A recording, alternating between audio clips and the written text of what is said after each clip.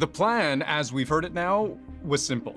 Smuggle 100 or so Ukrainian drones behind enemy lines, along with specially modified containers built to deploy those drones, load those containers onto the backs of trucks, drive them right up to Russian air bases, then open the retractable roofs, outfly the drones packed with explosives, and the rest is now history. Ukraine says it carried out large-scale drone attacks on multiple air bases. Truly something out of a spy movie. A reminder, despite Russia's overwhelming strength in numbers, that Ukraine is a resourceful, determined enemy. Ukrainian and Russian social media are now filled with video like this, circulating widely, claiming to show the attacks and the damage from them. According to Ukraine's domestic intelligence agency, the attack caused $7 billion worth of damage. Badly compromised Russia's strategic cruise missile capability, and, according to Ukraine's president, involved a level of covert infiltration of Russian territory that, if true, might even be more daring than the attack itself. I'll explain.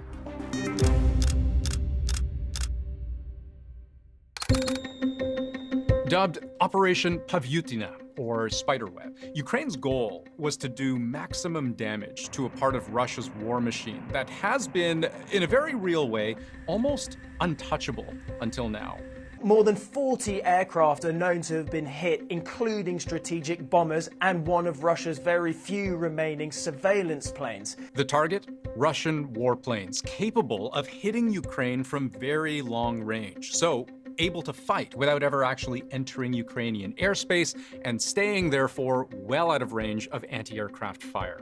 This required more than a year and a half of planning and organization, according to Ukraine's president. And once put in motion, the suggestion seemed to be the whole thing could have unraveled at any moment. І вже зараз це можна говорити публічно. Офіс нашої операції на території Росії знаходився безпосередньо поруч з управлінням ФСБ Росії в одній з їхніх областей. The FSB, that's Russian intelligence, specifically counterintelligence and surveillance. By Ukraine's account, the operation took root right under Russia's nose. Можна сказати впевнено, що це абсолютно унікальна операція. You're hiding right under the nose of the giant. The last place the FSB is likely to look is the apartment building across the street.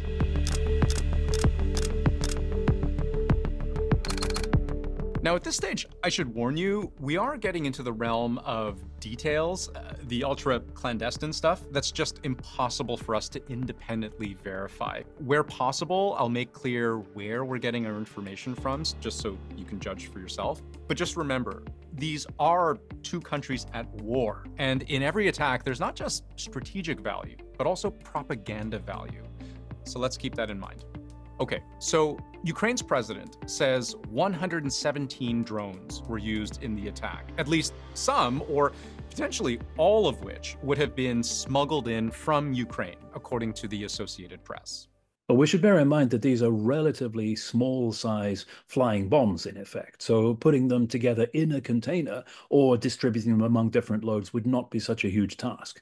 But then actually making sure that they were ready to fly and preparing for the attack completely undetected by Russia's own security and intelligence services would have been a more complex task. We can see from these unverified photos that those drones were eventually hidden in the roofs of these large wooden containers. Some media have described them as sheds, except the roofs are retractable by remote control, which would allow those drones to fly straight up and out and towards their targets. So in theory, once these containers were fully loaded with explosive carrying drones, they could be loaded onto the backs of trucks, driven to the outer perimeters of Russian air bases, far, far away from the Ukrainian front line, the roofs pulled back, and out come the drones flying straight to their targets. Russian intelligence apparently none the wiser. All of that is a very complex operation which could have gone wrong at any number of stages. We've heard different reports of how these drones have been being controlled. There's been a lot of talk of use of AI for managing and for targeting and locating the targets, but we've also heard that they were individually controlled by people actually sitting in Ukraine. This photo posted by Ukrainian intelligence shows one facet of this plan. a layout of the airfield to be attacked, and overhead imagery of the specific targets. These red X's possibly marking weak points. Fuel tanks, most often in the wings, sometimes in the fuselage, that if hit, could make the plane a complete loss. And several videos show in real time what these attacks might have looked like, how much damage they might have caused, and what vulnerabilities they might have uncovered. Electronic warfare systems, air defense systems, those are quite expensive. And the Russians don't have the capacity to be able to defend the entirety of the depth of Russia with those systems. Russia will have been prepared for nighttime missile and drone attacks against their aircraft in a specific range from Ukraine. What they won't have been prepared for is an open daylight attack using these short-range drones that had to get very close to the target, and also, of course, at ranges that were immensely greater. Let me show this to you on a map, because Russia's Ministry of Defense has confirmed the attack, identifying 5 regions that were targeted, all within a very short span of time. Now, 2 things worth pointing out here. First, that Russia says it repelled attacks at these locations. This contradicts the Ukrainian account, which is that 4 bases were successfully hit. But the other thing worth pointing out here, and what makes this attack so incredible, is along the lines of what you just heard, how far from the war some of these bases are. Thousands and thousands of kilometers away from the front line, deep within Russian territory. The range of this attack is so important because it shows that there's no place you can park these strategic bombers that Ukraine can't theoretically reach. So what that means is it's changed the chessboard, and Russia has to decide, where do we move these planes now in order to keep them safe? But now let's talk about what Russia has reportedly lost.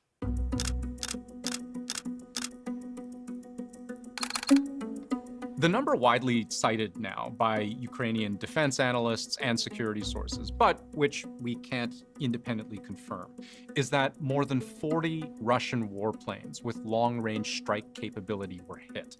Among them, the Russian Tu-95, originally designed to carry nuclear weapons, but since reconfigured to fire cruise missiles from very far away. They take off, they reach a certain altitude, they open their bomb bay doors, and then Russian missiles come out of them and have long glide paths to be able to get into Ukraine, and also at higher altitudes that make it difficult for anti-air to hit them. It's long been recognized that the best Ukrainian approach would be to actually eliminate these flights in the first place. And that is what Ukraine has done in spectacular fashion.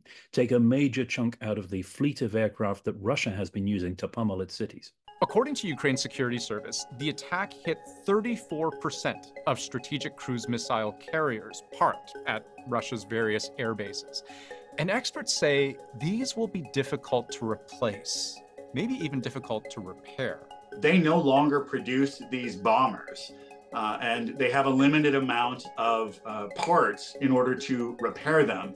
So a large chunk of whatever was hit this weekend is going to stay inoperable. There's just no way around it. Now, what we will only come to understand with time is just how big of a setback for Russia's war effort this really is. Ukraine has had other similar surprise successes. The sinking of the Moskva, the flagship of the Russian Navy's Black Sea Fleet, was one. The invasion of Russia's Kursk territory was another. But Ukraine remains, at least militarily, very vulnerable. What this is, however, is a major propaganda coup. One of the biggest problems Ukraine faces is a widespread assumption outside the country that it is on the ropes, that Russia is winning, that Ukraine only has a certain amount of time before it will have to surrender. This will be a major breakthrough in terms of showing that Ukraine is very much still in the fight and is able to carry that fight to Russia. And let me point out one more thing about the timing. This attack came just hours before Ukrainian and Russian negotiators were set to meet in Istanbul to discuss, among many things, how to make a ceasefire real. Experts say hopes were never high for these talks to begin with. But if Russia has been hesitant to make serious concessions up until this point, it's hard to know how its stance may change or perhaps harden after what Ukraine has just done to it.